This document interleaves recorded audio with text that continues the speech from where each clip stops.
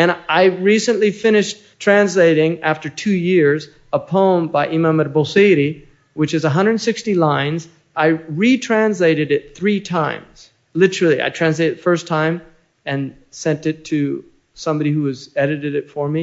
It came back with a lot of changes. It forced me to go back to a second time, and I went through it again. And then the last time, I completely just retranslated it.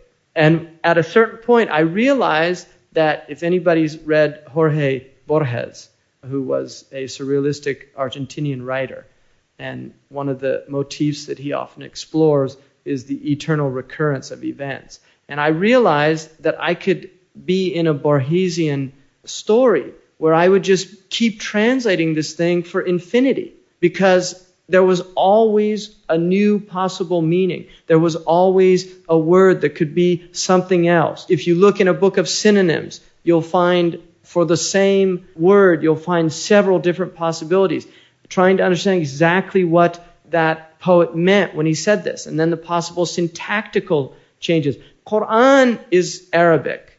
It is Inna anzalnahu Qur'anan Arabiyya. We have given this in Arabic. It's an Arabic Qur'an. كَذَلِكَ جَعَلْنَاهُ قُرْآنًا عَرَبِيًّا. We made this an Arabic Qur'an. And that's it. That's why the Qur'an is Arabi. And you do not call a translation Qur'an. It's not even called Qur'an. The meaning of Qur'an is lafz munazzal lil-i'jaz lil-ta'abbud bil-Arabi. It's uttered, it was revealed, incapacitates anybody in imitating it, and it was sent to worship Allah. That's the Qur'an, and it's Arabic. So that's very important. And this is why there are many different interpretations of the Bible. If you look at the New American Version, New Standard American Version, and then look at King James, they're completely different. Sometimes the meanings are completely different. Completely different. So what do you follow? And who determines what it means? There are obviously multiple interpretations of the Qur'an. But if you've completed the 15 sciences, or the 12, according to Ibn Juzay, needed to master the Qur'an before you can interpret it, once you've completed those sciences, and your interpretation is congruous with the Arabic language and does not contradict anything the Prophet ﷺ said, it's an acceptable interpretation. And so the Qur'an is open to multiple interpretations, always has been, and it always will be. He mentions that the Qur'an was translated into Persian early on, which is true, but they were more interlinear in notes. They were actually not done for the masses, they were done for the rulers. So the original interpretations of the Qur'an were actually not given to the mass of people. And it was the same idea that the Catholic Church held. They kept the Bible in Latin and did not translate it into vernaculars until Lutheranism, Protestantism began that process, because they felt that you should master certain sciences before you read the Bible, because you'll misinterpret it. So the idea was, don't put it out there for the common people. And traditionally, that idea was understood in Islam, that you can read the Qur'an for worship, but you should not attempt to interpret it until you've mastered certain sciences. And then also the idea that the Qur'an has, he mentions 7 meanings. He's referring to a hadith about أنزل القرآن على 7 أحرف. The Qur'an was revealed in 7 different letters. And there's a lot of debate about what exactly that means. But there is a verse in which, a hadith in which the Prophet ﷺ said, every ayah has an inward and outward and an overseer.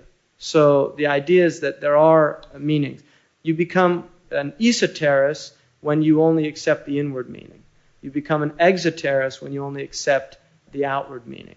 Sunni Muslims have always believed that the Qur'an has both inward and outward meanings, and neither should be rejected. It's also mentioned that this Qur'an, which created an incredible civilization, addresses simple people and sophisticated people, philosophers and kings, as well as peasants and shepherds. That the Qur'an, that's one of the attractions and the powers of the Qur'an, is that it literally speaks to the highest and the lowest. And there's a common ground that it finds, because it's speaking about the most important things that we deal with. And also mentioning that the Qur'an spread within 100 years from China all the way to Spain, and all of those various people spoke different languages, and yet, despite the fact that the Qur'an was in Arabic, the Qur'an was able to speak to all of them because it was speaking to their hearts and minds, not just to their ears, to their tongue. It was speaking about meanings that human beings share. And that's why the Qur'an is a universal book. One of the things, if you read some other traditions, you'll notice that in their scriptures, there's a great deal of geographical things that really relate to living in the jungle, for instance. Whereas Islam, if you look at the Qur'an, it's speaking to people who travel on the ocean, despite the fact that the Arabs didn't travel on the ocean. So it speaks to sailors in the middle of the ocean, dealing with massive waves. And it also speaks to people traveling in the desert. It speaks to people traveling in the mountains. It's people who live agriculturalists, pastoralists. It speaks to merchants. And it speaks to people who have trades, make things by hands. So everybody will find themselves in the Qur'an. And the Qur'an does speak, and that's to everyone. One of the powerful unifying factors of Islam is the fact that it unites all of us with Arabic. So Christians, for instance, have liturgical services in Korean, in Japanese, in Polish, in Sanskrit, all these various languages. Whereas Muslims, their worship is in one language. So we all share that. So whatever mosque you went to, you will hear the same Qur'an recited. You will not hear a different Qur'an. And that is a unifying factor for us as one people. Also, the Qur'an is about the same size as the New Testament in terms of actual length. Although it differs from the Old Testament and the New Testament, by consensus, both of those books were compiled by several different people. Whereas the Qur'an, it was given by one person. And that is in agreement. I mean, even though there's people like Patricia Crone and other scholars who have attempted to say that the Qur'an was put together by a committee of people after the Prophet ﷺ's death, and they added what they wanted and took out what they wanted. And this was in Atlantic Monthly. It's come up a few times. Those are rejected even by Orientalists. People that work within the Orientalist tradition do not accept those theories. And Patricia Crone has backtracked quite a bit. She's not saying things like she was, say, 3 or 4 years ago. She's teaching, I think, on the East Coast now. She was originally at SOAS. And she's no longer saying the same things because she was given so much flack by the Orientalist community. So when you read those things, you have to understand that those things are not even accepted by non-Muslim scholars of Islam.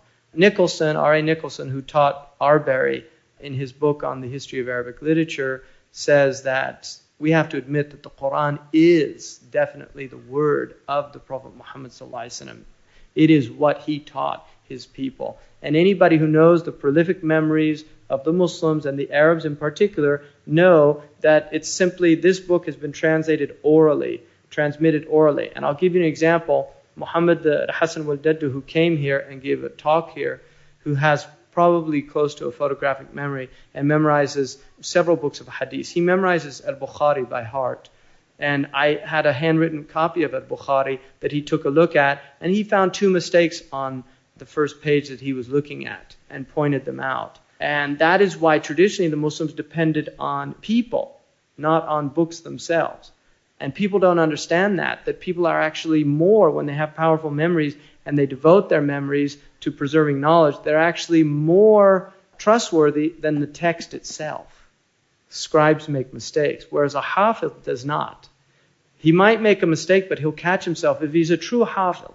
And that is why no true hafiz who masters the Qur'an needs anybody to interrupt him. He can work it out. If you leave him alone, he will work it out himself. And all of us have seen that who have prayed behind a really strong hafiz in Taraweeh prayer. And a hafiz is somebody who memorizes the Qur'an by heart. The shortest surah has 10 words, and the longest one has over 6,000.